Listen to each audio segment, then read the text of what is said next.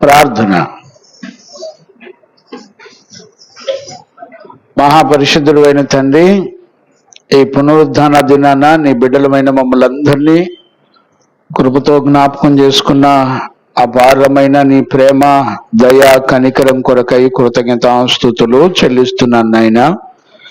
ఈ పునరుద్ధాన దినాన నీ వాక్కును ఆత్మను పంపి నాయన మా మనోనేత్రాలు వెలిగించండి ప్రభా. ఆత్మీయ గుడ్డితనం నుండి విడిపించండి.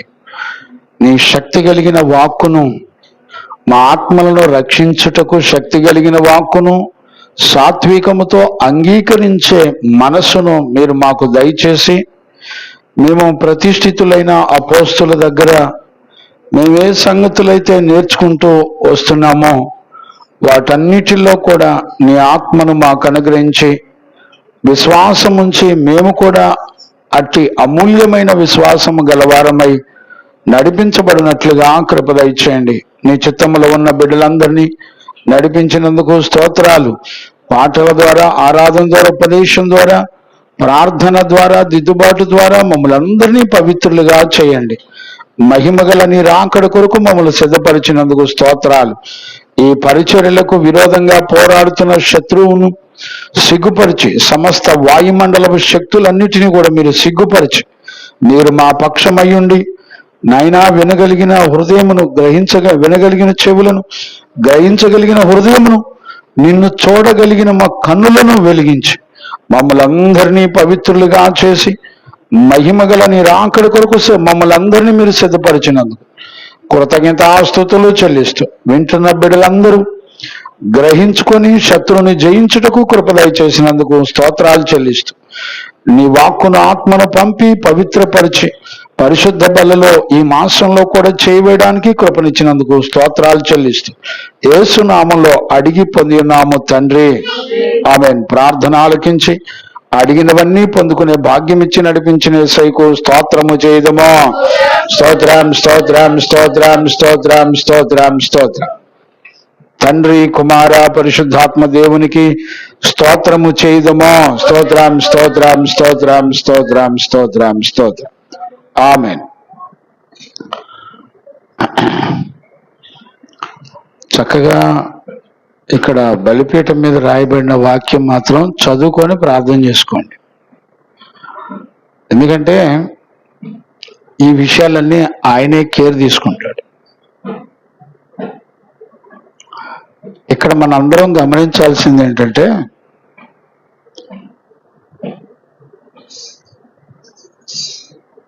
మన ఆలోచన ప్రకారం భక్తి చేయడానికి వస్తే మనల్ని మనమే మోసపరుచుకుంటాం. మన ఆలోచన ప్రకారం ఎన్నడూ కూడా భక్తిని చేయడానికి ఇష్టపడవద్దు. అది ఖచ్చితంగా మనల్ని మోసం చేస్తూ ఉంటుంది. ఆలోచనకర్తగా దేవుడే ఉంటానని ఆయన మనకు మాట ఇచ్చాడు. తన మార్గాలన్నీ కూడా మనకు తెలియచేసేది ఆయనే, మనకి ఉపదేశం చేసేది కూడా దేవుడే. ఆ వాక్యాన్ని కనీసం నమ్మటం ఇప్పుడైనా నేర్చుకోండి. ఎదురుగా ఉండి ఆ వాక్కు మనల్ని దర్శించి మాట్లాడుతూ ఉంది. కొంచెం దయచేసి ఈ విషయాల్లో మన అభిప్రాయాల్ని, మట్టిలో నుంచి, పాపంలో నుంచి పుట్టిన మన అభిప్రాయాలను తీసుకొచ్చి పరిశుద్ధ లేఖనాలకు అడ్డంగా పెట్టుకొని ఆలోచించొద్దు ప్లీజ్. మీకు ఆస్తులు ఉంటే ఉండొచ్చు, ఉద్యోగాలు ఉంటే ఉండొచ్చు, ఈ భూమండలం మీద మీరు చాలా గొప్పవాళ్ళు అయితే అవ్వచ్చు. కానీ ప్రభు దగ్గరికి వచ్చిన తర్వాత నీ ఆలోచనలు కానీ, నీ బలం కానీ, నీ జ్ఞానం కానీ ఒక్కటి పనిచేసినా నీ గొయ్యి నువ్వు తవ్వుకొని నరకానికి వెళ్ళిపోతావు.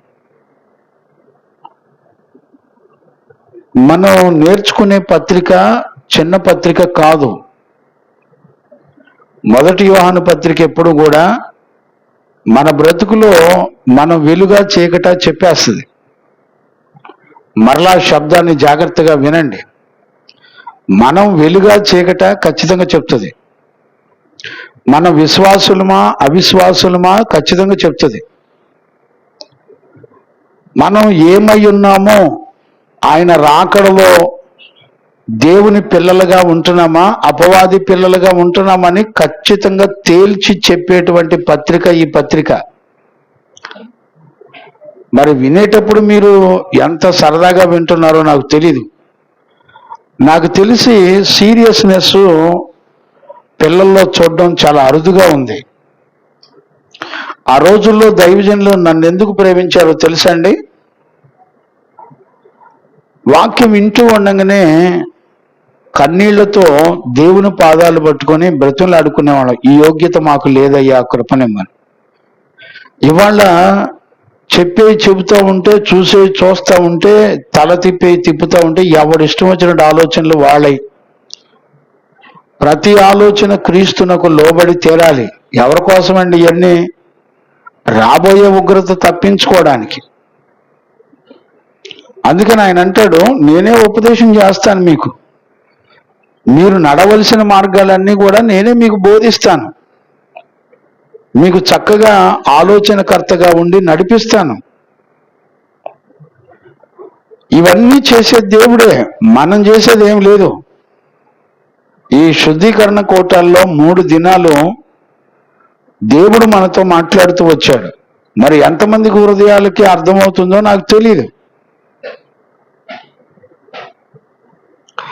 ఏం లేదండి, నేడు జరుగుతున్న సంఘాల్లో ఏం జరుగుతుందో చెప్పనా? ఒక మాట చెప్పి నేను వాక్యంలోకి వెళ్తాను. నేడు సంఘాల్లో మనుషుల్ని పొగుడుతుంటే అక్కడ జనాభా విస్తరిస్తారు. మనుషుల్ని పొగడకుండా ప్రతి వాక్యపు వెలుగులో మనం ఏమై ఉన్నామో అని గనక కొంచెం వాక్యం చూపించి గద్దిస్తే అక్కడెవరు ఉండరండి, అక్కడెవరు రాడు.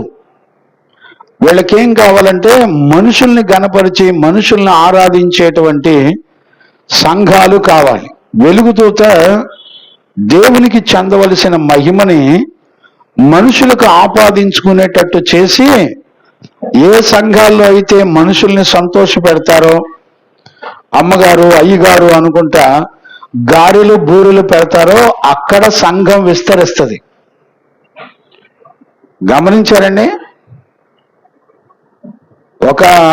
ఒక బ్రదర్ అంటాడు, నాకు అన్నయ్య అవుతాడులేండి, అయ్యగారు ఇట్లయితే ఎలాగా, ఉన్నవాళ్ళు 3 4 కూడా వెళ్ళిపోతారు ఇట్లాగైతే. మనుషులను సంతోషపెట్టే సేవ చేస్తే ఈ రోజున సంపూర్ణంగా ఇది 3వ సంవత్సరం నేను ఇక్కడ ఉండబట్టి 3 సంవత్సరాలు ఎలాగుండరండి పిల్లలు. అర్థమవుతుందండి? నన్ను అడిగితే మీరెంతో ధన్యులు. ఎందుకని? సత్యవాక్యం కింద కూర్చొని దేవుని గద్దింపులకు వాక్యానికి లోబడుతూ సరి చేసుకుంటూ కష్టమో నష్టమో తట్టుకుంటున్నారు. ప్రపంచం అలా లేదండి, ఏ సంఘాలు కూడా అలా లేవు. ప్రతి సంఘ బిడ్డని బాబు ప్రశాంత్ బాబు గారు అయ్యా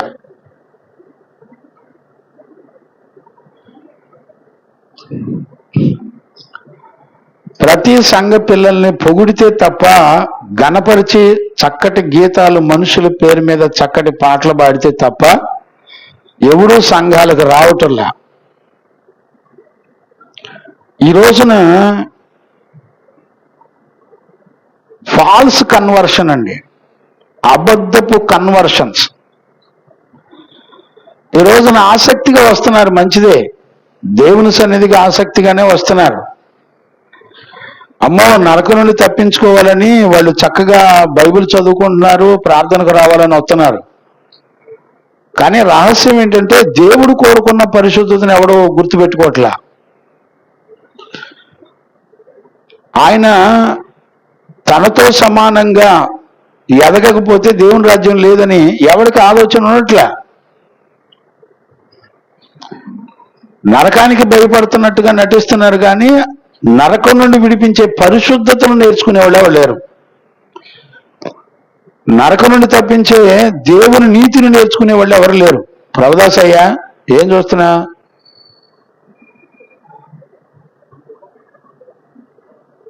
దైవజనుడు ముఖంలో చూడాలా?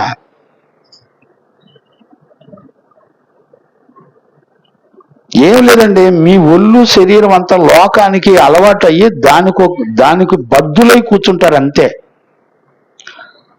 ఒక జీవం కలిగిన మాట దేవుడు మాట్లాడుతున్నప్పుడు ఆ మాట నా కొరకు నన్ను బతికిస్తుందనే ఆలోచన ఎవరికి ఉండదండి. నీ ఆలోచనలు నిన్ను మోసం చేస్తున్నా కూడా నీ మతికి ఏమాత్రం చలనం ఉండదండి. ఒక కుష్టి వ్యాధి వచ్చినోడు కనుక చలనం లేకుండా ఉంటారు చూసారా, అలాగుంటారు. ఓ పాస్టర్ గారు అంటున్నారులేండి, ఎప్పుడు చూసినా గద్దించటమేనా, ప్రేమ చూపించొద్దా? ఏమో మరి, వాళ్ళకి తెలిసిన భక్తి నాకు తెలియదు, మరి ఏం చేస్తాం? ప్రేమ అనే మాటకు అర్థం కూడా తెలియకుండా సేవకులే కూర్చున్నారు ఇవాళ. ప్రేమ అనే మాటకి అర్థం కూడా తెలియదండి. ఈ రోజున ఒక విశ్వాసం మీద ఆధారపడి సేవ చేయటం అన్నా ఏమీ తెలియదండి. అసలు ఆ లక్షణాలే తెలియదు. ఏ గొర్రెకు మందకు వాక్యం చెప్తామో ఆ గొర్రె ఇచ్చిన పాలతోనే బతికి సేవ చేయాలా? చేయమనండి చూద్దాం.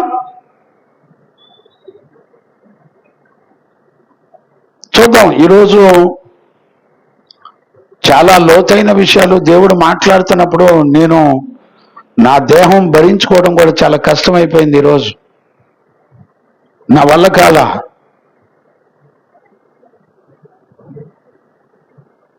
4:30 నుంచి 6:30 వరకు వాక్యం ధ్యానం చేస్తూ ఉన్నప్పుడు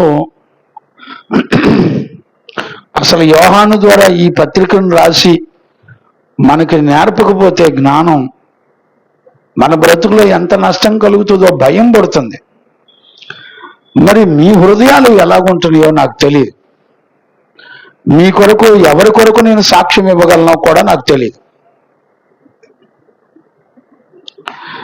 శరీర ఉద్రేకాలతో కూడినటువంటి భక్తిని నేర్చుకుంటున్నారు తప్ప వాక్యము చేత దర్శించబడి మేము వాక్యం చెప్తున్నప్పుడు కన్నీళ్లు పెట్టుకునేవాళ్ళమండి. మాకు తెలియకుండా మా హృదయాలు కరిగిపోయాయి. దైవజనులకు అందుకని మేమంటే చాలా ప్రేమించేవాళ్ళు దైవజనులు. ఈ రోజున అలాంటి పిల్లల్ని చూడగలిగిన పిల్లల్ని మేమైతే చూడలేకపోతున్నాం. చూడండి నాన్న, మనందరం 1 యోహాను పత్రికలో ఈ 2వ అధ్యాయం చివరి వచనం నుండి 28, 29 నుంచి 3వ అధ్యాయం 1వ వచనం నుంచి 10వ వచనం వరకు ఇక్కడ టెక్స్ట్ లో ఉన్నటువంటి విషయాలన్నీ కూడా మనం వరుసపెట్టి నేర్చుకుంటూ వస్తున్నాం. ఈ 12 వచనాలు సారాంశం అంతా కూడా 2 విషయాల మీద దేవుడు మాట్లాడడం అనేది జరుగుతూ వచ్చింది. దేవునికి మహిమ కలుగును గాక. Praise the Lord. హల్లెలూయా. ఉన్నాయి నాన్న, పెన్ ఉందా?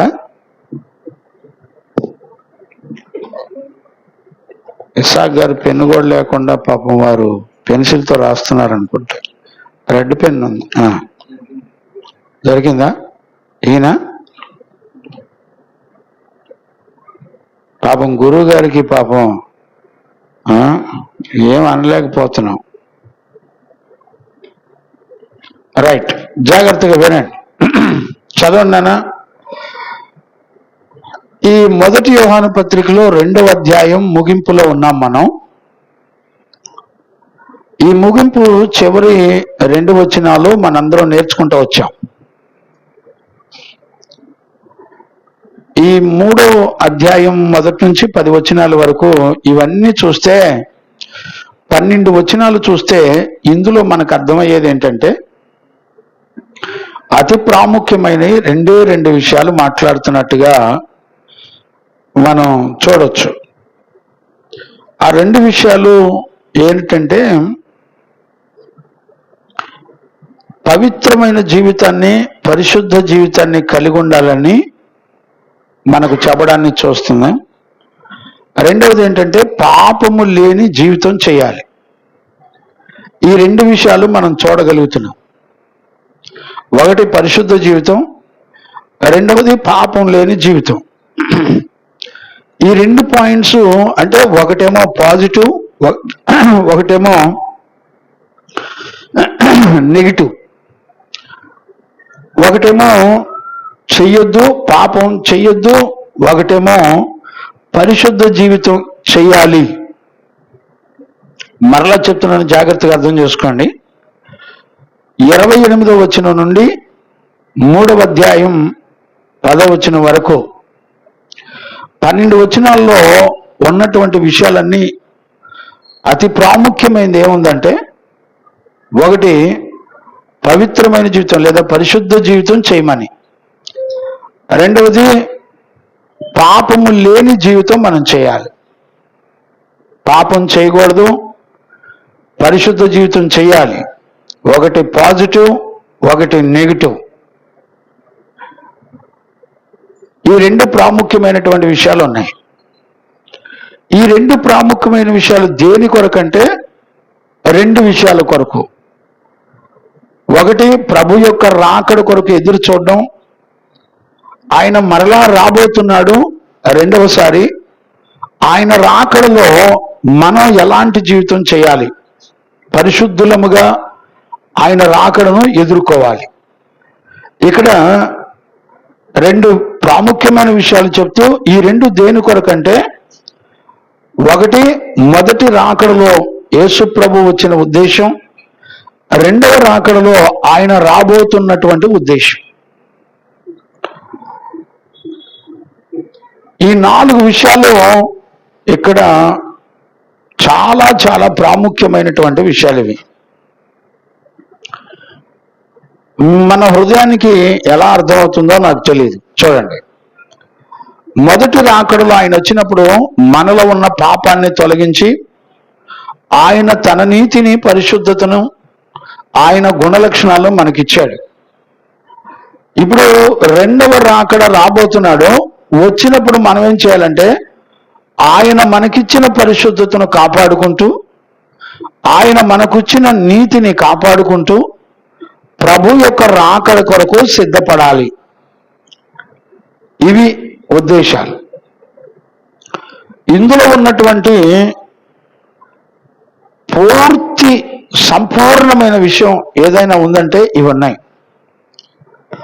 అంతేకాకుండా రెండవ అనుభవం ఏంటంటే, ఈ 3వ అధ్యాయం చివరి వచనాల్లోకి వచ్చేపాటికి, 3వ అధ్యాయం 10వ వచనంలోకి వచ్చేపాటికి ఈ భాగంలో దేవుని పిల్లలెవరో, ఆ మాట చదువునానా, అది చక్కగా మీకు గ్రహింపు అవుతుందని చదివిస్తున్నాను. చదువునానా. కాబట్టి చిన్నపిల్లలారా, ఆయన ప్రత్యక్షమగునప్పుడు ఆయన రాకడ యందు మనము ఆయన ఎదుట సిగ్గుపడక ధైర్యము కలిగి ఉండునట్లు ఆయన యందు నిలిచి ఉండుడి. ఇప్పుడు చూడండి, 3వ అధ్యాయం 10వ వచనం చదువునాను. దీనిని బట్టి దేవుని పిల్లలెవరో, ఇప్పుడు జ్ఞాపకం చేసుకోండి. అంటే 3వ అధ్యాయం 10వ వచనం వరకు దీనిని బట్టి, అంటే ఈ 28, 29, 3వ అధ్యాయం 1వ వచనం నుంచి 10వ వచనం వరకు జరిగిన విషయాలన్నింటినీ 12 వచనాల్లో మనం చూడగలిగితే, ఆ వచనాలను బట్టి అన్నాను. అంటే ఇక్కడ అర్థం చేసుకోవాల్సింది ఏంటి, ఆ వచనాల్లో 12 వచనాలను బట్టి చివరికి రిజల్ట్ ఏమొస్తుందంట, దేవుని పిల్లలెవరో. ఇప్పుడు చూడండి, దేవుని పిల్లలెవరో, అపవాది పిల్లలెవరో పడును. ఇప్పుడు తేటగా అర్థమైపోద్ది. అంటే 12 వచనాల యొక్క భావాన్ని గనక మనకు అర్థం చేసుకోగలిగితే చివరికి రిజల్ట్ ఏమని చూపిస్తుందంటే, మనలో దేవుని పిల్లలెవరో, అపవాది పిల్లలెవరో స్పష్టంగా అర్థమైపోద్ది.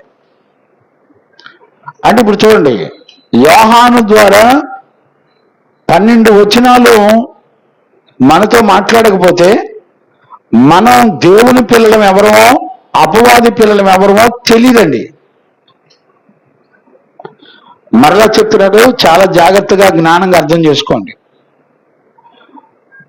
చివరికి ముగింపులో ఈ 12 వచనాలు అర్థం చేసుకున్న తర్వాత చివరికి ముగింపులు ఏమంటాయంటే, దీనిని బట్టి దేవుని పిల్లలెవరో అపవాది పిల్లలెవరో తెలిసిపోదు. అంటే ఈ 12 వచనాలు ధ్యానం చేస్తున్నప్పుడు మన బ్రతుకులో ఒక రిజల్ట్ను దేవుడు చూపిస్తున్నాడని గుర్తుపెట్టుకోండి. మనం చీకటా వెలుగా, మనం అవిశ్వాసులమా విశ్వాసులమా, మనం దేవుని పిల్లలమా అపవాది పిల్లలమా, ఖచ్చితంగా దేవుడు స్పష్టంగా యోహాను ద్వారా తన పరిశుద్ధులైన దైవజనుడి ద్వారా దేవుడు మనతో మాట్లాడతాడు. నేనేమంటానంటే, మీరు ఇంటికెళ్ళి ఈ 12 వచనాలు చదివితే అర్థమైందండి. ఏ వచనం దేని కొరకు మాట్లాడాడు, ఎన్ని వచనాలు మాట్లాడాడు అర్థమవుద్దా మనకి?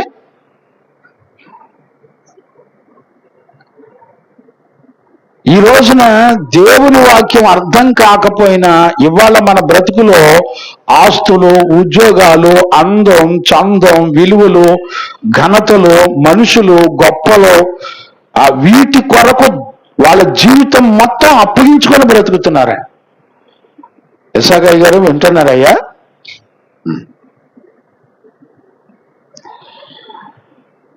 నువ్వు ఉండవు, గుర్తుపెట్టుకో. ఒళ్ళు దగ్గర పెట్టుకోకపోతే నువ్వు అడ్రస్ లేకుండా వెళ్తావు, గుర్తుపెట్టుకో.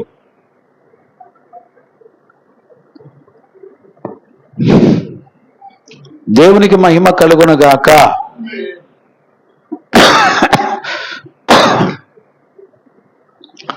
ఇప్పుడు నేనేమని చెప్పాను చెప్పండి? 2 ప్రాముఖ్యమైన విషయాలు చెప్తున్నాయి.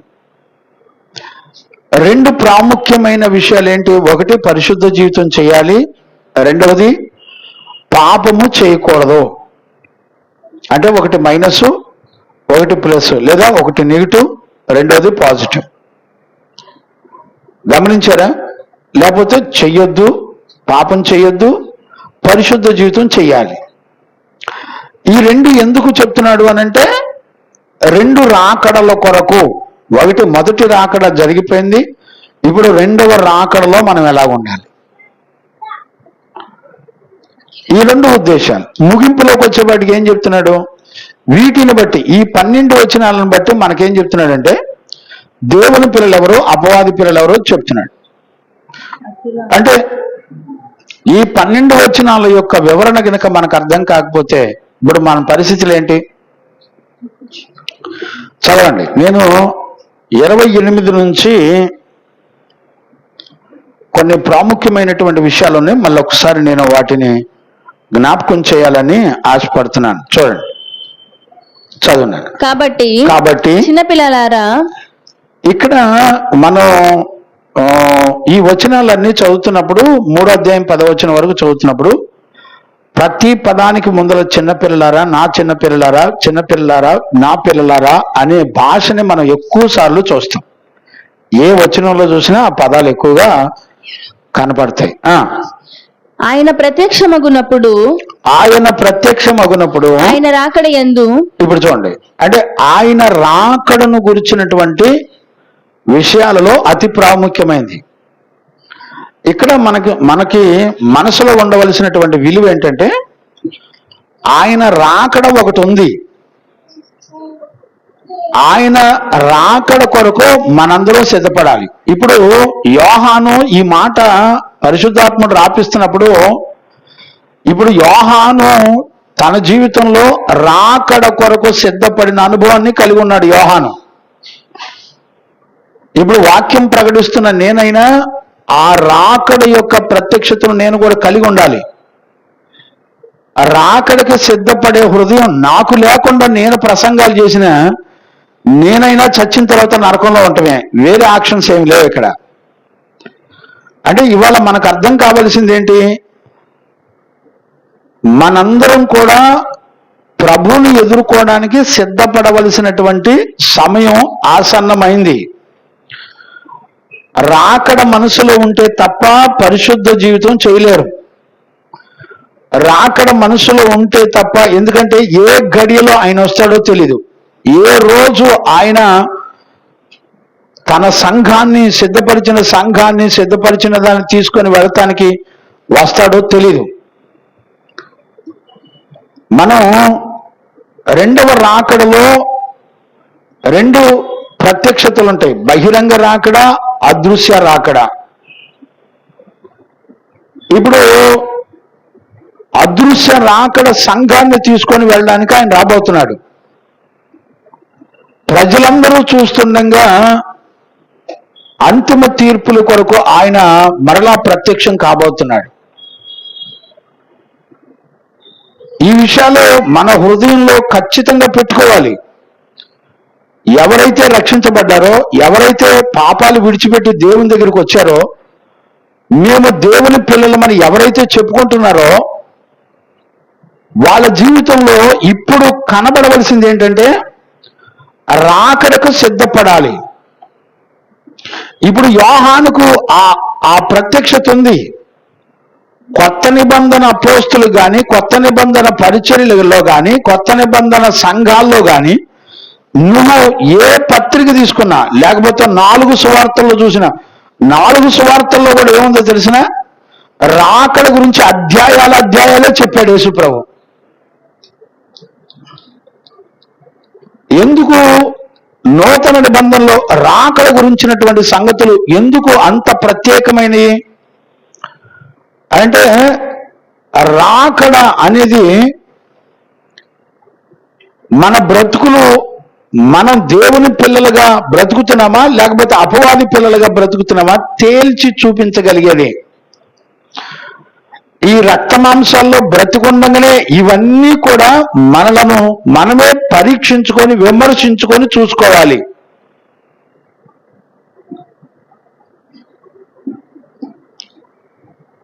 ఈ రోజుల్లో సేవలు ఎలా జరుగుతున్నాయంటే,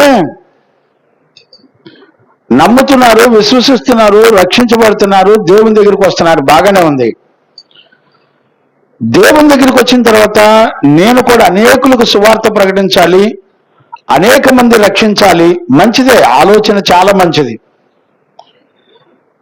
దాని కొరకు అనేకులకు సువార్త ప్రకటించాలి అనే మనసు ఎందుకు?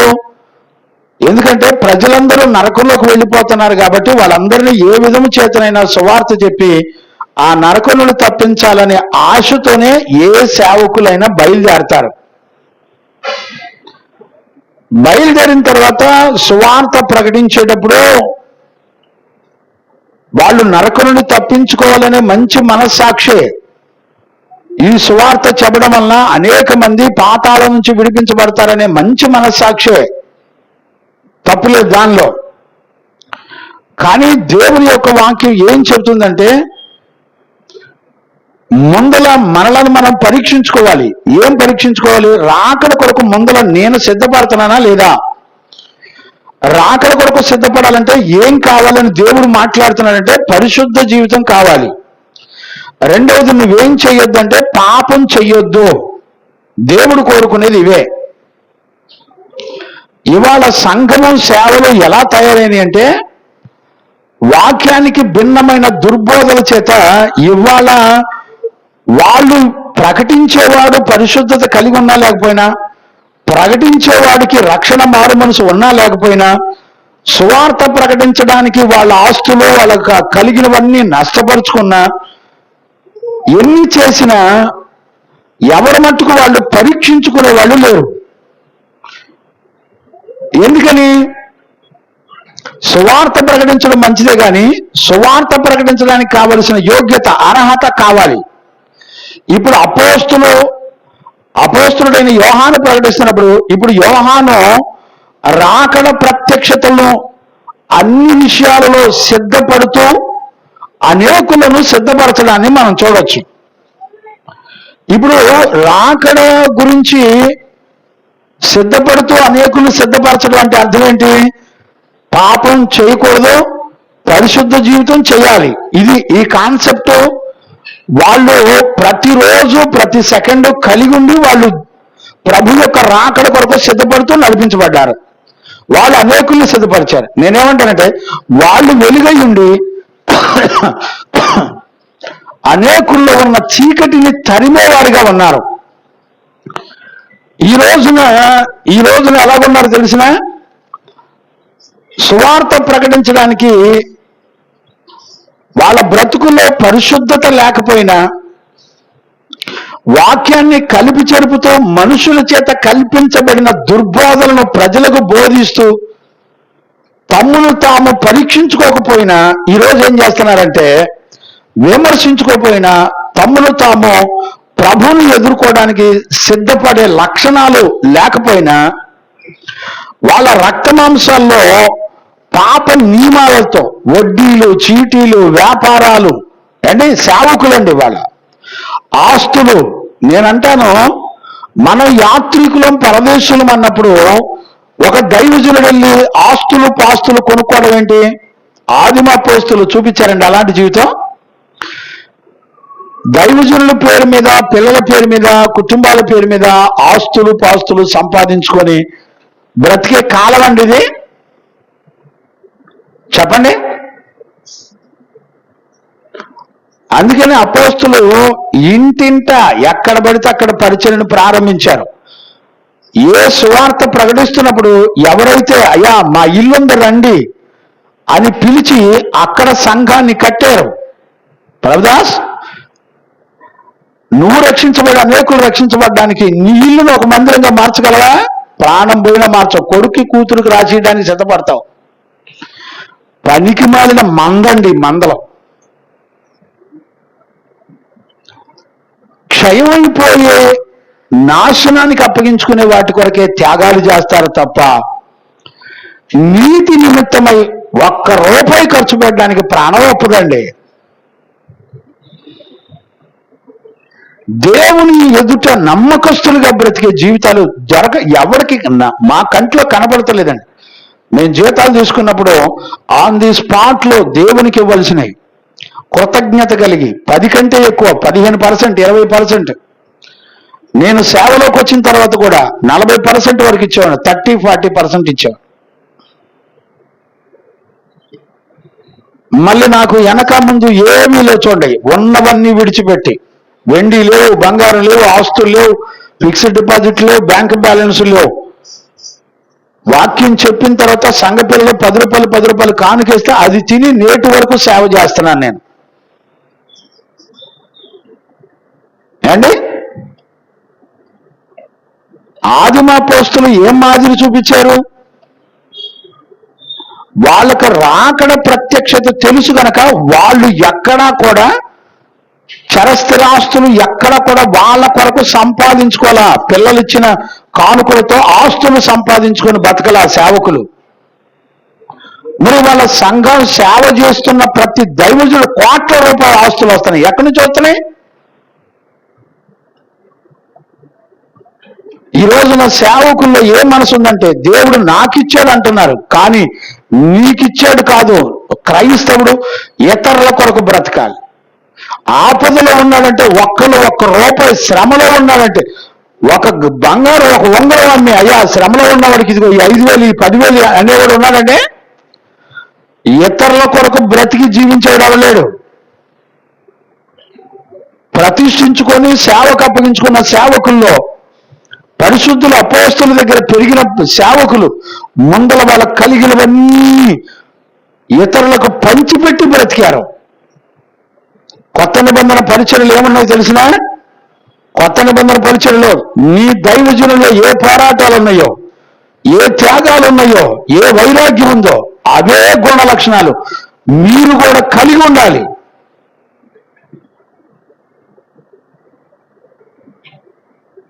నేను సంఘానికే కాదండి, నా ఇంటిలోనైనా నా పిల్లలకైనా ఇదే వాక్యం. ఇందులో నా పిల్లలేం దొరలేం కాదు, ఎవడైనా దొంగలే. ఇందులో ఎవరో ప్రత్యేకించబడిన వాళ్ళు ఎవరు లేడు.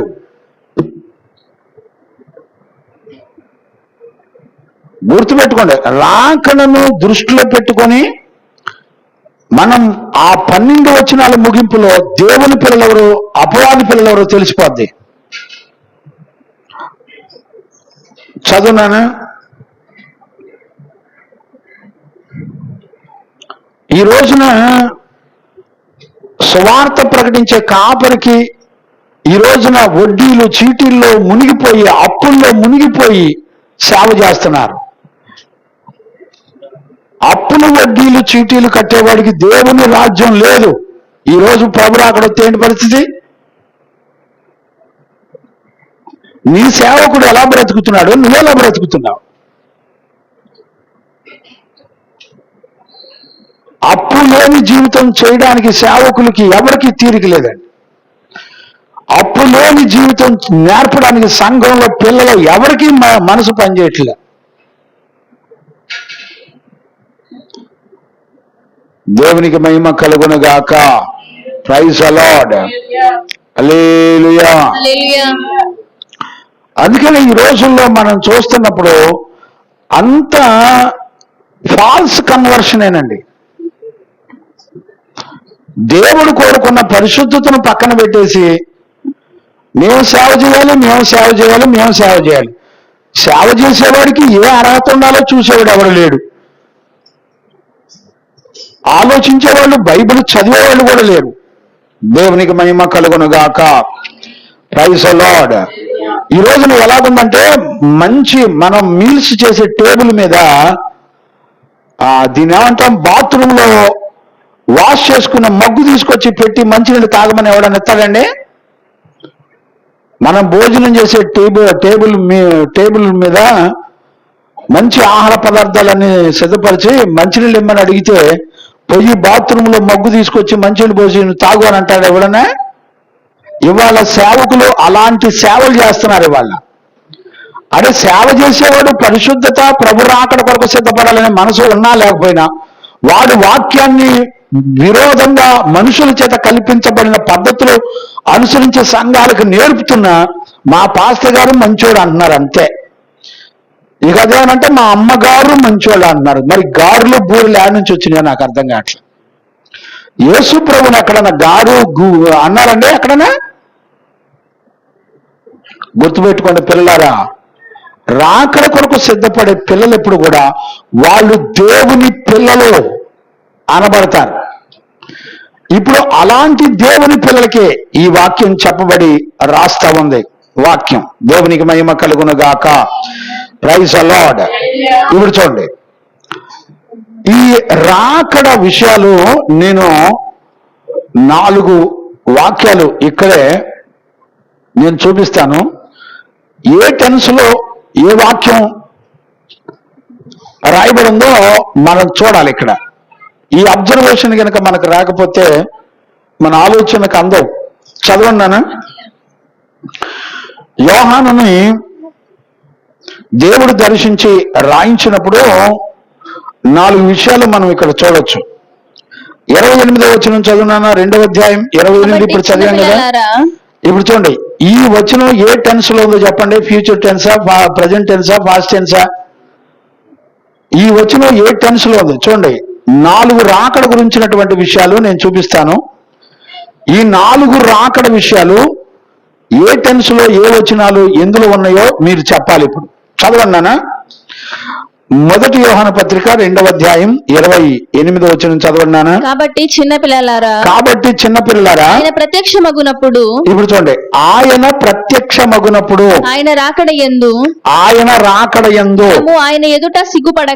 మనము ఆయన ఎదుట సిగ్గుపడక ధైర్యము కలిగి ఉండునట్లు మీరు ఆయన యందు నిలిచి ఉండండి. ఆయన నీతిమంతుడని మీరు ఎరిగి ఉన్నను. గమనించారా? ఇప్పుడు మనకి 28వ వచనంలో ఏమర్థమైంది చెప్పండి అండి? ఏ టెన్స్ లో ఉందో చెప్పండి. అవునా? అంటే ఫ్యూచర్ టెన్స్. అంటే మనకేమర్థం? రాబోయే రాకడ విషయంలో మనం ఎలాగుండాలో చెప్తుంది. 2వ మాట చూడండి నాన్న, 3వ అధ్యాయం 1 యోహాను పత్రిక 3వ అధ్యాయం 2వ వచనం చదవండి నాన్న. ప్రియులారా ఇప్పుడు మనము దేవుని పిల్లలమై ఉన్నాము. మనము ఇక ఏమవుదుమో అది ఇంకా ప్రత్యక్షపరచబడలేదు గాని ఆయన ప్రత్యక్షమైనప్పుడు, చూడండి, ఆయన ప్రత్యక్షమైనప్పుడు ఆయన ఉన్నట్లుగానే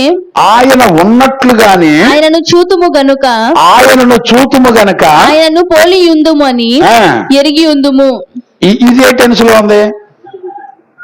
అయ్యా అర్థమవుతుందా మీకు? ఎస్ఎంఐ ఏ టెన్స్ లో ఉంది? మళ్ళీ చదివే వాళ్ళకి అర్థం కాదు, ఎందుకంటే కాన్సన్ట్రేషన్ అంతా దైవజనుడు చెప్పే దాని మీద ఉంటుంది. చదివే పిల్లలు ఎప్పుడు కూడా వాళ్ళకి టాపిక్ పెద్దగా అర్థం కాకపోవచ్చేమో, కానీ కాన్సన్ట్రేషన్ అంతా దైవజనులు ఏ రెఫరెన్స్ చెప్తారని వాళ్ళ కాన్సన్ట్రేషన్ ఉంటుంది. చూడండి, మళ్ళీ చదువునా నా మాటకు, మళ్ళీ చదువు 3వ అధ్యాయం 2వ వచనం మళ్ళీ చదువునానా. ప్రియులారా, ఇప్పుడు మనము దేవుని పిల్లలమై ఉన్నాము. ఇప్పుడు మనం దేవుని పిల్లలమైపోయి ఉన్నాము. మనమిక ఏమవుదుమో అది ఇంకా ప్రత్యక్షపడలేదు గాని, ఇంకా ప్రత్యక్షపరచబడలేదు గాని, ఆయన ప్రత్యక్షమైనప్పుడు ఆయన ఉన్నట్లుగానే ఆయనను చూతుము గనుక ఆయనను పోలియుందుమని. ఇప్పుడు ఇదే టెన్స్ లో ఉంది, ఆయన పోలి ఉన్నామని చెప్తుంది. ఇదే టెన్స్ లో ఉంది, అర్థమవుతుందా? ప్రజెంట్ టెన్స్ లో ఉంది. అంటే ఇప్పుడు జరుగుతున్న ప్రజెంట్ టెన్స్ లో రాకడ ప్రత్యక్షతల గురించి మాట్లాడుతుంది. మొదట వచ్చిన మాట్లాడినప్పుడు ఫ్యూచర్ టెన్స్ లో మాట్లాడాడు, రాబోతున్న పరిస్థితులను గురించి మాట్లాడాడు. చూడండి, ఇంకో మాట కూడా నేను జ్ఞాపకం చేస్తాను. 5వ వచనం కూడా చదువునానా. ఇక్కడే 3వ అధ్యాయం 5వ వచనం. పాపములను తీసివేయుటకై ఆయన ప్రత్యక్షమాయనని నీకు తెలియను. ఆయన యందు పాపమేమియూ లేదు. ఇప్పుడు ఈ వచనం ఇది ఏ టెన్స్ లో ఉంది? అర్థమైందా మీకు? ఆల్రెడీ జరిగిపోయింది. ఆయన మొదటిగా వచ్చినప్పుడు ఏం చేశాడు? మనలో ఉన్న పాపాన్ని తొలగించాడు. గమనించారా? కొంచెం మళ్ళీ చదువునా, పిల్లలకు అర్థమవుద్ది. పాపములను తీసివేయుటకై ఆయన ప్రత్యక్షమాయనని. ఇప్పుడు ఆయన ప్రత్యక్షమైన రాకడ ఇది ఆల్రెడీ జరిగిపోయింది. గుర్తుపెట్టారా? ఇదే టెన్స్ లో ఉన్నట్టు జరిగిపోయింది, ఆల్రెడీ చెప్పేశాడు ముందుగానే. జరిగిపోయిన జీవితంలో ఏం జరిగింది అంటే ఆయన మనలో ఉన్న ప్రతి పాపాన్ని తీసేసి పరిశుద్ధపరిచాడు. ఇప్పుడు మన ఫ్యూచర్ టెన్స్ లో ఏముండాలి? పరిశుద్ధతను కలిగి పాపం ఇక చేయకుండా రాకడ కొరకు ఎదురు చూస్తూ దేవుని పిల్లలుగా బ్రతికి ఆయన్ని ఎదుర్కోవాలి. ఇది ఫ్యూచర్ టెన్స్. అంటే రాకడలో ఇప్పుడు భూత భవిష్యత్తు వర్తమాన కాలాల్లో జరగబోయే విషయాలన్నిటిలో సువార్త చెప్తున్నటువంటి దైవజనులు ఆ రాకడ ప్రత్యక్షతలో సంపూర్ణులై ఉండి ప్రకటిస్తున్నారు.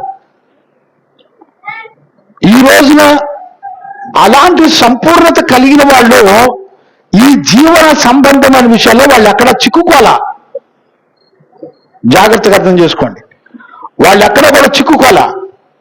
ఈ రోజున ఎన్ని విషయాల్లో చిక్కుకుపోయి రాకడ గురించిన సంగతి పక్కన పెట్టి అప్పుల్లో, వడ్డీల్లో, చీటీల్లో, వ్యాపారాల్లో, ఆస్తుల్లో, లోక సంబంధమైన జ్ఞానం విషయాల్లో బంధించబడిన వాళ్ళలాగా కష్టపడుతూ శ్రమ పడుతున్నారు.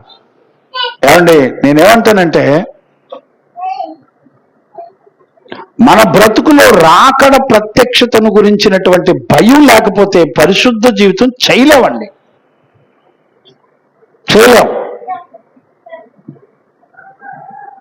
మరి మనకి సువార్త ప్రకటించిన అపోస్తలుకి ఆ మనసు ఉందండి. మనకు వాక్యం చెప్పిన పరిశుద్ధులకి ఆ జీవితం ఉంది. మరి ఇప్పుడు మనకుందండి? ఇప్పుడు సంఘానికి ఉందంటారా? ఇప్పుడు దైవజనులకు ఉందంటారా? వాళ్ళు ఎక్కడా కూడా ఈ లోక సంబంధమైన వాటిలో చిక్కుకోకుండా క్షయమైపోయే పాస్తుల్లో చిక్కుకోకుండా నిరాధారులై ఏ రోజు ఆ రోజు నిన్న ఒక దైవజనుడు నాతో మాట్లాడుతూ, అయ్యగారు చాలాసార్లు చదివాను కానీ బైబిల్, నిన్న మళ్ళీ చదువుతుంటే 40 సంవత్సరాలు ఆయన పరలోక మన్నాను పెట్టి పోషించాడంటండి ఇశ్రాయేలు ప్రజల్ని. వాళ్ళు ఎన్ని తప్పు చేసినా, పొరపాటు చేసినా, రైట్ అయినా, మంచి అయినా, చెడైనా వాళ్ళకేం పెట్టి పెంచాడు తెలిసిన? దేవదూతలు తినే ఆహారాన్ని పెట్టి పోషించాడండి. ఈ రోజు నువ్వు ఎట్ట బతుకున్నా తెలిసిన? నీ పాపానికి వచ్చే ప్రతి కీడు ఆ నీతిమంతులు భరించబట్టి బతుకుతున్నావు తెలుసా నీకు? బతికి నువ్వేం కోరుకుంటున్నావు? క్షయమైపోయే వాటి మీద ఆధారపడి కోరుకుంటున్నావు, బ్రతుకుతున్నావు. మూడో లోకంలో ఉన్నట్టుంది. దర్శనం చూస్తున్నావమ్మా రత్నమ్మ?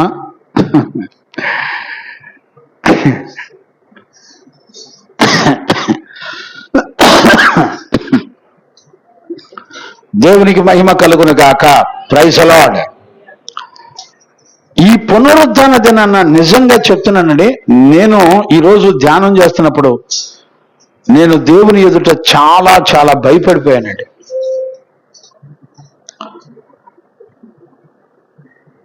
మరొక మాట కూడా చదవనా? 3వ అధ్యాయం 8వ వచనం కూడా చదవన్నానా? అపవాది మొదటి నుండి పాపము చేయుచున్నాడు గనుక, అపవాది మొదటి నుండి పాపం చేయుచున్నాడు గనుక, పాపము చేయువాడు అపవాది సంబంధి. అపవాది యొక్క క్రియలను లయపరచుటకే, చూడండి, అపవాది క్రియలను లయపరచుటకే దేవుని కుమారుడు ప్రత్యక్షమాయెను. ఇది ఏ టెన్స్ లో ఉందో చెప్పండి? పాస్ట్ టెన్స్, జరిగిపోయింది ఆల్రెడీ. అంటే ఇక్కడ మనం ఈ 4 వచనాల్లో భూత భవిష్యత్తు వర్తమాన కాలాల్లో జరుగుతున్నటువంటి విషయాలను మనం చూస్తే, రాకడలో మనము ఎలా సిద్ధపడాలో, ఎలాగ ప్రభువుని ఎదుర్కోవాలో ఆ విషయాలే చెప్తున్నాడు. ఈ విషయాలు వాళ్ళ హృదయంలో ఉన్నాయి కనుక మొదటి రాకడలో ఆయన మన కొరకు ఏం చేశాడో చెప్పబడింది. రెండవ రాకడలో మనం ఎలాంటి పరిశుద్ధతను కలిగి ఉండి ఆయన ఎదుర్కోవాలో చెప్పబడింది. గుర్తుపట్టండి, ఈ రాకడను గురించినటువంటి విషయాలు పరిశుద్ధ గ్రంథంలో యోహాను గాని, పేతురు గాని, పౌలు గాని, అపోస్తులు గాని ఏ ఒక్కరు కూడా మాట్లాడని వాళ్ళు లేరు. ఏ పుస్తకాన్ని చూడండి, రాకడ గురించినటువంటి ఎక్కువ విషయాలు మీరు తెస్సలోని పత్రికలో చూడొచ్చు. మొదటి తెస్సలోని పత్రిక, రెండో తెస్సలోని పత్రికలో మీరు చదువుకోండి, చాలా చిన్న పుస్తకాలు అయ్యి. రాకడ గురించిన సంగతులు ఎక్కువ విషయాలు ఉంటాయండి. దేవునికి మహిమ కలుగును గాక. Praise the Lord. హల్లెలూయా. ఎక్కువ విషయాలు ఉంటాయి. ఇంకా యేసు ప్రభు అయితే అధ్యాయాలు చెప్పినట్టుగా కూడా మనం పరిశుద్ధ గ్రంథంలో మనం చూడొచ్చు. దేవునికి మహిమ కలుగును గాక. ఈ present tense, past tense, future tense లో 3 ప్రాముఖ్యమైనటువంటి విషయాలు మనం జాగ్రత్త కలిగి ఉండాలి. 3 విషయాలు చెప్తాను నేను. నా సమయం అయిపోతుంది, నేను ముగించాలి. 3 విషయాలు చెప్తాను, చూడండి. దేవునికి మహిమ కలుగును గాక. మొదటి యోహాను పత్రిక 2వ అధ్యాయము 15 నుంచి 17 వచనాల వరకు ఈ రాకడికి మనల్ని సిద్ధపడకుండా అడ్డగించేది ఏముందో, ఏం జరుగుతుందో లేఖనం చెప్తుంది. ఒకసారి టకటక చదువునానా? ఈ లోకమునైనను లోకములో ఉన్న వాటినైనను ప్రేమింపకుడి, మీరు ప్రేమించమాకండి. ఎవడైనను లోకమును ప్రేమించిన ఎడల తండ్రి ప్రేమ వానిలో ఉండదు. లోకములో ఉన్నదంతయు అనగా శరీరాశయు, నేత్రాశయు, జీవపు డంబమును తండ్రి వలన పుట్టినవి కావయి. లోక సంబంధమైన లోకమును దాని ఆశయు గతించిపోవును గాని దేవుని చిత్తమును జరిగించువాడు నిరంతరము నిలిచి ఉంటాడు. అంటే ఇక్కడ 2వ అధ్యాయం 15 నుంచి 17 వరకు ఏం చెప్తుందంటే, నిన్ను రాకడకు సిద్ధపడనీయకుండా అడ్డగించేది ఏంటంటే లోకం. ఇప్పుడు లోకంతో నువ్వు ఏ విషయాల్లో పొత్తు పెట్టుకున్నావో పరీక్షించుకోకపోతే నువ్వు ప్రభు యొక్క రాకడ కొరకు సిద్ధపడలేవు.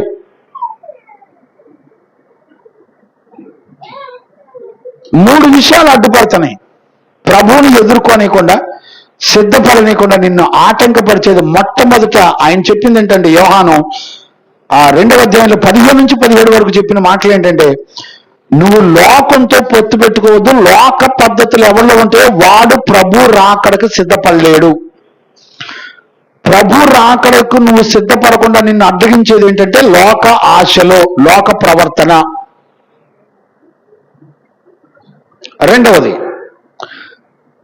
అక్కడే 1 యోహాను పత్రిక 2వ అధ్యాయం 18 నుంచి 27 వచనాల వరకు మనం చదివితే అక్కడ ఉన్నదంతా ఏంటంటే అబద్ధ బోధ, దుర్బోధ. అది వద్దులే కానీ చిన్నది పెట్టు. చిన్నది ఎక్కడుంది? బీరువాలో ఉంది, కింద నా బట్టల బీరువాలో చూడు. దేవునికి మహిమ కలుగును గాక. Praise the Lord. హల్లెలూయా. ఇప్పుడు రెండవది మనం చూస్తే 1 యోహాను పత్రిక 2వ అధ్యాయం 18 నుంచి 27 వచనాల వరకు అబద్ధ బోధకులు మనల్ని ప్రభు యొక్క రాకడ కొరకు సిద్ధపడకుండా అడ్డగించేది ఏంటంటే దుర్బోధ. అంటే ఆదిమ సంఘాలకు అపోస్తుల ద్వారా ప్రకటించబడిన సువార్త కాకుండా మనుషుల చేత కల్పించబడిన, ఇవాళ మన మధ్య ఏదో 3 రోజుల క్రితం 4 రోజుల క్రితం క్రిస్టియన్ డే అంట, విన్నారా మీరు? వాట్సాప్లో వచ్చినాయా మీకు? Christian day. ఇది ఎక్కడి నుంచి తీసుకొచ్చారు తెలిసిన? కేరళ నుంచి తీసుకొచ్చారు. కేరళ నుంచి వచ్చిన పద్ధతులు భయంకరమైన రాంగ్ పద్ధతులు బొచ్చుడు ఉన్నాయండి. క్రైస్తవుల్ని సర్వనాశనం చేసిన పద్ధతులు సగం కేరళ నుంచి వచ్చినాయి. తోమా గారు వెళ్ళినప్పుడు అక్కడ ఆయన క్రిస్టియన్ డే అని స్థాపించాడంట. మరి ఎంత అబద్ధపు బూటకాలో చూడండి. వాళ్ళు సువార్త ప్రకటించారు, వాళ్ళు ప్రభు దగ్గరికి వెళ్ళిపోయారు. ఇప్పుడు వాళ్ళు ప్రభు దగ్గరికి వెళ్ళిన తర్వాత తోమా గారు చనిపోయిన రోజు లేకపోతే ఏదో రోజును గుర్తుపెట్టుకొని ఇది క్రిస్టియన్ డే అని అక్కడ పుట్టించారు. ఇప్పుడు వాట్సాప్ గ్రూపుల్లో పాస్టర్లు అందరూ ఈ క్రిస్టియన్ డే రోజున మనందరం కలిసి కూర్చొని ప్రార్థన చేద్దామనో, ఏదో ఒక పండుగ రోజునో ఏదో ఒక డేని వీళ్ళకే వీళ్ళు సృష్టించుకొని వచ్చి పనులు చేస్తున్నారు. ఏమండి, మీరు పండుగలు, దినములు, సంవత్సరములు, మాసములు మీరు అనుసరించొద్దు అని చెప్పాడు కదండి పౌలు. అపోస్తుల ద్వారా ప్రకటించబడిన సువార్తలో ఎక్కడైనా క్రిస్టియన్ డేలు, ఫలానా డేలు ఎక్కడన్నా ఉన్నాయండి? ఈ రోజున ఎలా తయారయ్యారంటే క్రిస్మస్ డేలు ఏంటో మరి ఎక్కడ నేర్చుకుంటున్నారో నాకు తెలియట్లే. ఈ దుర్బోధలు మనల్ని అడ్డగిస్తున్నాయి. ఆ 2 మాటలు చదువునా 18 నుంచి. చిన్నపిల్లలారా కడవరి గడియ, ఇది కడవరి గడియ, విరోధి వచ్చినని వింటిరి కదా. క్రీస్తు విరోధి వచ్చినని మీరు విన్నారు కదా. ఇప్పుడును అనేకులైన క్రీస్తు విరోధులు బయలుదేరి. గమనించారని, ఇప్పుడు కూడా ఎగ్జాక్ట్లీ క్రీస్తుకు విరోధులు వీళ్ళు. వాక్యాన్ని కలిపి చెరిపి, వాక్యాన్ని పక్కన పెట్టి, వాక్యం చెప్పని పద్ధతుల్లో ఇక ఆడోళ్ళు అయితే సువార్త చెప్పక్కర్లా, సంఘ కాపరులు అయిపోయారు ఇక ఆడోళ్ళు అయితే. మరి వాళ్ళకి ఏ ధైర్యంతో వాళ్ళు సేవ చేస్తున్నారో నాకు తెలియట్లా. ఏంటి దైవజనులను పక్కన పెట్టేశారండి. లైవ్ లోకి వచ్చేటప్పుడు ఎవరు వస్తున్నారో తెలిసిన? ఆడోళ్ళే, పాస్టర్ అమ్మగారులే. మరి ఏ వాక్యాలు ఉన్నాయో పాస్టర్ అమ్మగారిని బైబిల్లో ఎక్కడన్నా అభిషేకించి సేవకు అప్పగించిన దాఖలాలు ఉన్నాయా? చూసేవాడు ఎవరు లేడు. వీళ్ళంతా ఎవరంటే క్రీస్తు విరోధులు. ఈ వచనాలన్నీ మనలో విన్నట్టుగానే ఉంటాయి కానీ మనకు అన్ని తెలిసినయే. అయ్యగారు భలే చెప్తున్నాడే, అన్ని తెలిసినయే చెప్తున్నాడే అనుకున్నానేమో.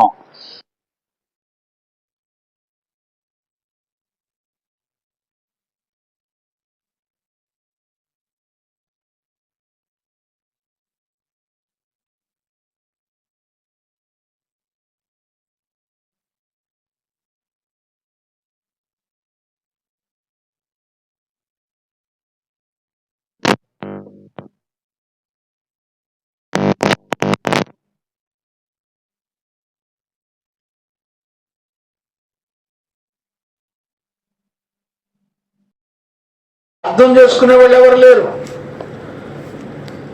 ఆలోచించే వాళ్ళు కూడా ఎవరు లేరు. దేవునికి మహిమ కలుగును గాక. Praise the lord. కంటిన్యూ చేయనా? క్రీస్తు విరోధులు వచ్చునని మీరు విన్నారు కదా. ఎప్పుడు చెప్పాడు యోహాను? ఎప్పుడు చెప్పాడు? క్రీస్తు విరోధులు ఇప్పుడు కాదు బయలుదేరింది, ఎప్పుడో బయలుదేరారు. క్రీస్తు విరోధులు ఎప్పుడో బయలుదేరారండి. ఆదిమ అపోస్తలులు ఉన్నప్పుడే బయలుదేరారు.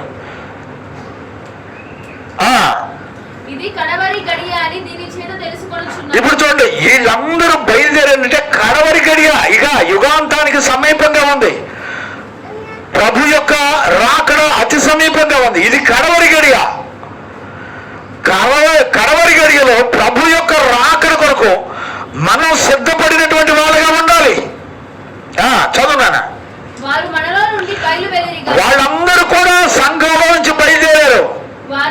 క్రీస్తు విరోధులు సంఘంలో నుంచే బయలుదేరి వాళ్ళు మన సంబంధులు కాదు, అందుకని మనలో నుంచి వేరే పక్కకెళ్ళి దుర్బోధన ప్రకటిస్తూ బ్రతుకుతున్నారు. వెళ్ళారా? జాగ్రత్తగా అర్థం చేసుకోండి. ఇవి చిన్న విషయాలు కాదండి. దేవునికి మహిమ కలుగును గాక. Praise the lord. ఈరోజు మనం ఎక్కడ మోసగించబడుతున్నాం అనేటువంటి విషయాలు ఖచ్చితంగా మనందరం కూడా గుర్తుపట్టాలి. దేవునికి మహిమ కలుగును గాక. Praise the Lord. హల్లెలూయా. గుర్తుపట్టకపోతే చాలా కష్టం.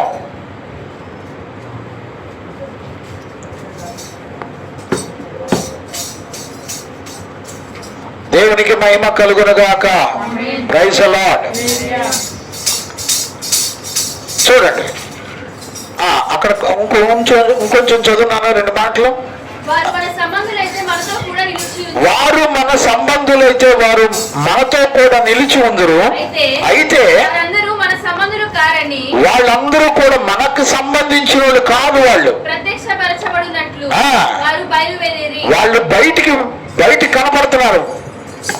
అపోస్తలులు చెప్పినటువంటి సువార్త కాకుండా వేరొక సువార్త అని చెప్పి వాళ్ళు బయటకు వచ్చి కనపడుతున్నారు. గుర్తుపట్టాలి. చాలే నాన్న. ఇది రెండవది. అంటే ప్రభు యొక్క రాకడ కొరకు మనల్ని సిద్ధపడనీయకుండా అడ్డగించేది ఏంటి అంటే, యోహాను చెప్పుకుంటూ వస్తున్నాడు, అయ్యా మొట్టమొదటి లోకం మిమ్మల్ని అడ్డగిస్తుంది, రెండవది దుర్బోధన మిమ్మల్ని అడ్డగిస్తాయి, మూడవది చదువునారా, మూడవది ఎక్కడి నుంచి రాయబడిందంటే 28వ వచనం నుండి 3వ అధ్యాయం 3వ వచనం వరకు రాయబడింది. చదువునారా మాటలు. ఆయన ప్రత్యక్షమగునప్పుడు ఆయన రాకడయందు మనము ఆయన ఎదుట సిగ్గుపడక ధైర్యము కలిగి ఉండునట్లు మనము ఆయన యందు మీరు ఆయన యందు నిలిచి ఉండండి. ఆయన నీతిమంతుడని మీరు ఎరిగి ఉన్న యెడల నీతిని జరిగించు ప్రతి వాడును ఆయన మూలముగా పుట్టి ఉన్నాడని ఎరుగుదము. మనము దేవుని పిల్లలమని పిలువబడి అన్నట్లు తండ్రి మనకెట్టి ప్రేమను అనుగ్రహించును. చూడండి, మనము దేవుని పిల్లలమే. ఈ హేతువు చేత లోకము మనలను ఎరగదు. ఏమనగా అది ఆయనను లోకము ఆయనను ఎరగలేదు. ప్రియులారా, ఇప్పుడు మనము దేవుని పిల్లలమై ఉన్నాము. మనం ఇక ఏమవుతాము అది ఇంకనూ ప్రత్యక్షపరచబడలేదు. కానీ ఆయన ప్రత్యక్షమైనప్పుడు ఆయన ఉన్నట్లుగానే ఆయనను చూతుము గనుక ఆయనను పోలి ఎందుమని ఎరుగుదము. ఆయన ఎందు ఈ నిరీక్షణ పెట్టుకున్న ప్రతివాడు కొట్టండి, చప్పలు కొట్టండి గట్టిగా. దేవునికి మహిమ కలుగును గాక. Praise the Lord. హల్లెలూయా. అందుకని ఇప్పుడు దేవుడు ఏమని చెప్తున్నాడు, 28 నుంచి 3వ అధ్యాయం 3వ వచనం వరకు మీరు ఎలా ఉండాలంటే, ఇక మీరు పాపం చేయకుండా ఎలాంటి జీవితం చేయాలంటే పరిశుద్ధంగా బ్రతకాలి. మిమ్మల్ని మీరే పరిశుద్ధపరచుకోవాలి. దేవునికి మహిమ కలుగును గాక. Praise the lord. ఇప్పుడు అర్థం చేసుకోండి, 3 విషయాల్లో జాగ్రత్తగా ఉండాలి. ఒకటి లోకం, రెండోది దుర్బోధ, మూడోది పాపం. ఈ మూడింటి నుండి విడిపించబడి ప్రభు రాకడను ఎదుర్కోవడానికి నువ్వు సిద్ధపడాల్సిందండి. పాపము లేని పరిశుద్ధమైన జీవితం చేస్తూ ఆయన ఎదుర్కోవడానికి సిద్ధపడాలి. ఇప్పుడు నీకు వాక్యం బోధిస్తున్న సేవకుడు అదే జీవితం చేయాలి, సంఘం కూడా అదే జీవితం చేయాలి. ఇప్పుడు చెప్పండి, ఇప్పుడు మనం నేర్చుకున్న ఈ వాక్యాల్లో ఉన్నటువంటి జీవితం మన దగ్గర కనపడుతుందండి. వింటున్నప్పుడు ఈ స్టేజ్ మనకుందని ఆలోచించి భయపడే వాళ్ళు ఎవరు ఉన్నారా? ఎందుకు భయపడతారో తెలిసిన, చక్కటి ఆరోగ్యం సహకరిస్తుంది, ఎర్రతోలు ఉంది, ఎవరికాలం ఉంది, బలం ఉంది, చదువు ఉంది, తెలివి ఉంది, జ్ఞానం ఉంది, ఆస్తులు ఉన్నాయి. ఇవన్నీ అండి, ఇవన్నీ లోకం నీకు తీసుకొచ్చి నీ చుట్టూ పెట్టి కూర్చోబెడితే మైమరిచిపోతా ఉంటాం. నిన్న టేబుల్ కొనడానికి వెళ్ళినప్పుడు మేము ఇస్సాకు దొర గారిని, నాన్న ఈ షాపులో కూర్చో, మీ ఇద్దరం అయ్యగారు నేను ఒక బండి మీద బయటికి వెళ్ళొద్దాం అన్నాం. సరే అని మేము వెళ్ళాము. ఒక అరగంట లోపు వచ్చేసాం. ఈ లోపల మా గురువు గారు అక్కడ 30,000 రూపాయల కుర్చీ ఉంది, టేకు కుర్చీ. ఏం లేదు, వెళ్ళాడు, దర్జా కూర్చున్నాడు. షాప్ వాళ్ళు కూడా ఏం మాట్లాడలేదు పాపం. మురికంటుదని ఏమో అదేమో ఫీలింగ్ లేదు పాపం వాళ్ళకు కూడా. వెళ్ళాడు, కూర్చున్నాడు, మంచి గురక పెట్టి నిద్రపోతున్నాం. ఓ ఫోటో తీసే, ఎందుకైనా మంచి సాక్ష్యం ఉండాలని.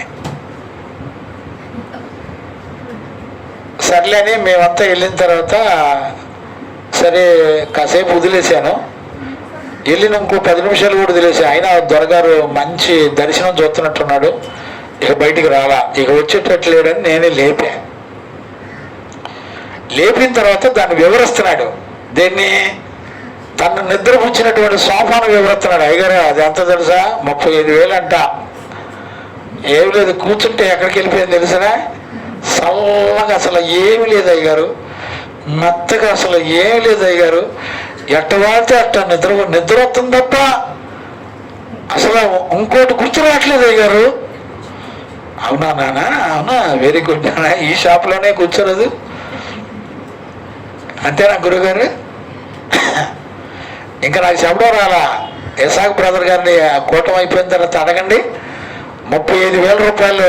అదే అదే ఏంటిదయ్యా, పెద్ద కుర్చీ ఊగేది ఉంటుంది కదా, అదే రాజు, మన రాజయ్యాల ఇంట్లో ఉంటుంది చూడండి, అది ఏంటిదో మరి అంతేకయ్యా. అందులో ఎంత మైమరిచిపోయినా అడగండి, చెప్తాడు వివరంగా. అలా ఉంటుందండి. ఈ లోకం కూడా నిన్నేం చేస్తుందంటే రాకడ కొరకు సిద్ధపడడానికి వీలు లేకుండా నిన్ను రకరకాల బలహీనతల్లో నిన్ను చిక్కుకునేటట్టు చేస్తుంది. అందుకని దైవజనులకి చరస్థిరాస్తులు ఏమి లేకుండా వాళ్ళంతా కూడా ఎలా ఉంటారంటే, ఏ రోజు మన్నా ఆ రోజు 40 సంవత్సరాలు ఆకాశం మన్నాను, పరలోక దేవదూతలు తినే మన్నాను కురిపించి ఇశ్రాయేలు ప్రజల్ని 80 లక్షల మందిని పోషించాడండి దేవుడు. ఈ రోజునయ్యా పరిశుద్ధ జీవితం చేయరా, సేవ చేయరా అంటే ఉద్యోగాల కోసం ఎత్తుక్కొని, ఇది ఈ ఉద్యోగం ఏంటంటే వీడికి సుఖాన్ని ఎత్తుంది. వీడి డబ్బులతో వీడికి నచ్చిన బతకొచ్చు, నచ్చిన తిండి తినొచ్చు, అడిష్టం. ఇప్పుడు యోహాను ఏమని చెప్తున్నాడంటే, నాన్న లోకం నుండి జాగ్రత్తగా ఉండండి, దుర్బోధల నుంచి జాగ్రత్తగా ఉండండి. అంటే నేను చెప్తున్నానా, వాక్యం చెప్తుందా? పాప విషయంలో జాగ్రత్తగా ఉండండి. ఈ 3 విషయాల్లో మీరు జాగ్రత్తగా ఉంటే గనక ఆయన ఎలాగూ పరిశుద్ధుడో మనల్ని కూడా పరిశుద్ధపరచుకొని ప్రభు రాకడ కొరకు సిద్ధపడగలం. దేవునికి మహిమ కలుగును గాక. Praise the Lord. హల్లెలూయా. ఈరోజు రాత్రి మనం గమనించాల్సింది అదే. ఈరోజు ఏ విషయాల కొరకు మనం సిద్ధపడుతున్నాం చూడండి, ఆలోచించండి.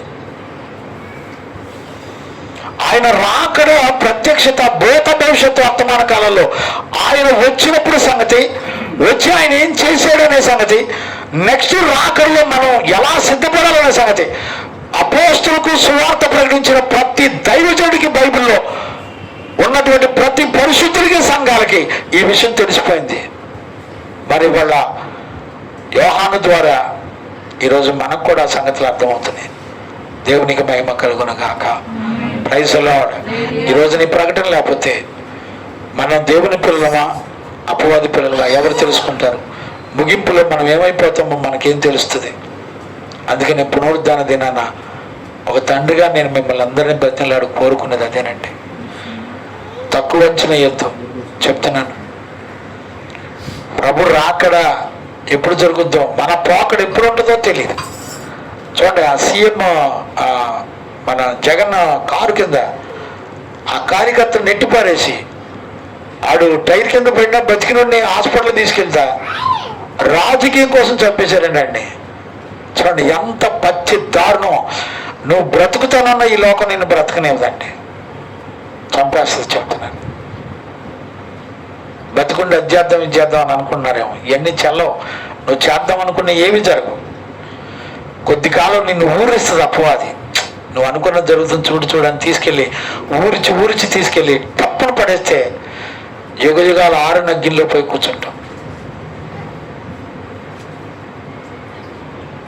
చక్కగా నేర్చుకునేవాళ్ళు అండి భార్య భర్తలు ఇద్దరు, ఒంగోలు పిల్లలు. అడ్రస్ లేరు, ఫోన్లు లేవు, అసలు మాట లేదు, మంతి లేదు. ఇద్దరు జాయింట్ ఖాతా ఓపెన్ చేసినట్టున్నారు పిల్లలు.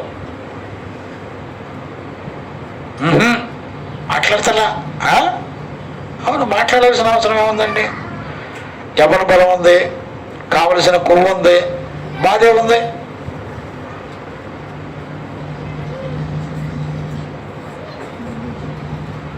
బాధపడుతున్నానండి. 6 నెలలు సవాసం చేస్తే వారు వీరు అవుతారంట. బలహీనుడు బలపడేవాడినన్నా కాపాడేవాడు ఎవడు లేడు. ఈడికొచ్చి ఇంకో 100 మందిని సంసోను ఆత్మ పని చేస్తుంది. సంసోను చచ్చి జనాల మొత్తాన్ని చంపడం, బతికొండగా చంపిన వాళ్ళ కంటే ఆ సంసోను చచ్చిపోయేటప్పుడు చంపిన వాళ్ళు లెక్క ఎక్కువ అంట. అట్టుంది వాళ్ళ. వాడు నరకానికి వెళ్తూ అనేక మందిని తీసుకెళ్ళిపోతున్నారు. భయపడే వాళ్ళు ఎవరు లేరండి. రాకడంటే ఏంటి, ఆ ప్రత్యక్షతలు అంటే ఏంటి, మనం రాకడలో ఎలా సిద్ధపడాలి, నేను సిద్ధపడుతున్నాను లేదా తెలుసండి. ఆయన రాకడ ఏ గడియ ఉంటుందో తెలుసా? లేదా మన పోకడ ఏ గడియ ఉంటుందో తెలుసా? ఎంత ధైర్యం అండి! మీకున్న ధైర్యానికి హ్యాట్స్ ఆఫ్ అన్నమాట. ఎవరు నేను అనలేను. ఈరోజు ఒక తండ్రిగా నేను బతిలాడుతున్నాండి, ప్లీజ్ అంటుంది యోహాను. 4వ వచనం ఎంత చక్కటి మాట. ఆయన యందు ఈ నిరీక్షణ పెట్టుకున్న ప్రతివాడు, ఒకడు కాదు ఇద్దరు కాదు, ఎవరైతే నిరీక్షణతో ఎదురు చూస్తున్నాడో, ఆ నిరీక్షణ పెట్టుకుని ఎదురు చూస్తున్న ప్రతి ఒక్కరికి ఏముందో తెలిసిన ఆయన పవిత్రుడు అన్నట్టు మనం కూడా మనల్ని మనం పవిత్రులుగా చేసుకుందాము. పవిత్రత నీకు వరకలేదండి. రాకడ ప్రత్యక్షత ఎరుగుండి జాగ్రత్త పడితే నీ బ్రతుకులో పవిత్రత వస్తుంది. రాకడ ప్రత్యక్షతకి గురించిన ఆలోచన అసలు ఎవరికి ఉంది? వాళ్ళ ఎవరు ఆలోచిస్తున్నారు చెప్పండి? ఈరోజు ఈ పునరుద్ధాన దినాన తండ్రిగా దైవజనుడిగా మిమ్మల్ని బతిలాడుకుంటున్నానండి. నేనైతే నిండు హృదయంతో బ్రతుకుతున్నాను. ప్రభా, నీ రాకడికి నేను సిద్ధపడాలి. నీ రాకడలో నేను పరిశుద్ధతను కాపాడుకుంటూ బ్రతకాలి. నీ కృపనే నాయన అని ప్రభు ఎదుట నమ్మకంగా బ్రతుకుతూ మిమ్మల్ని సిద్ధపరచుకుంటున్నాను. కాబట్టి ఈరోజు ఈ పునరుద్ధాన దినాన దేవుడు అలాగున ప్రభు రాకడికి ఆ రోజున అపోస్తులు ఎలా సిద్ధపడ్డారో, సంఘాలను ఎట్లా సిద్ధపరిచాడు, మనలందరినీ ఆయన ఆత్మ సిద్ధపరిచి నడిపించును గాక. ఆమేన్. ప్రార్థన చేసుకుందాం, మోకరించండి, ప్రార్థన చేసుకుందాం. స్తోత్రం స్తోత్రం స్తోత్రం స్తోత్రం స్తోత్రం స్తోత్రం స్తోత్రం స్తోత్రం స్తోత్రం స్తోత్రం స్తోత్రం. చదువు నోరు తెరుద్దాం, అందరం కూడా నోరు తెరిచి ప్రార్థించేద్దాం. స్తోత్రం స్తోత్రం స్తోత్రం స్తోత్రం. పరిశుద్ధుడా, స్తుతి నాయన, స్తుతి నాయన, స్తుతి నాయన. తెరుద్దాం నోరారా ప్రార్థన చేద్దాం, నోరారా ప్రార్థన చేద్దాం. అందరూ నోరు తెరిస్తే ఎంత బాగుంటుంది. అందరూ నోరు చేసి ప్రార్థన చేద్దాం.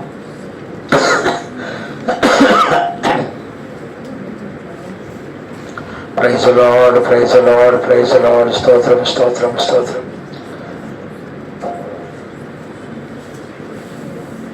పరిశుద్ధుడా, ప్రేమ కలిగిన తండ్రి, నీకు స్తోత్రం నాయనా. స్తుతి స్తుతి స్తుతి స్తుతి స్తుతి స్తుతి స్తుతి స్తుతి. ఇది నాయన మాతో మాట్లాడుతున్న దైవమా, నీకు స్తోత్రాలు స్తోత్రాలు స్తోత్రాలు స్తోత్రాలు. చేద్దాం, ప్రార్థన చేద్దాం.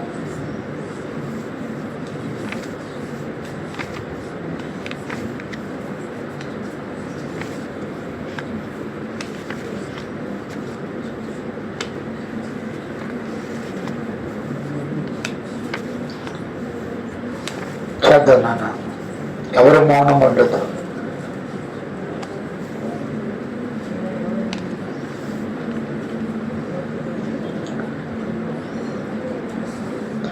అక్షయుడా నీవిచ్చిన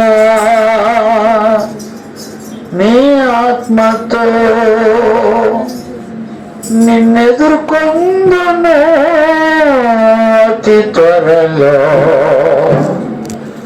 నా మనసంతా నీ పరిశుద్ధతతో నింపుమయ్యా. నా మనసంతా నీ పరిశుద్ధతతో నింపుమయ్యా. అక్షయుడా నీవిచ్చిన నీ ఆత్మతో నిన్నెదుర్కొందును అతి త్వరలో. నా మనసంతా నీ పరిశుద్ధతతో నింపుమయ్యా. నా మనసంతా నీ పరిశుద్ధతతో నింపుమయ్యా.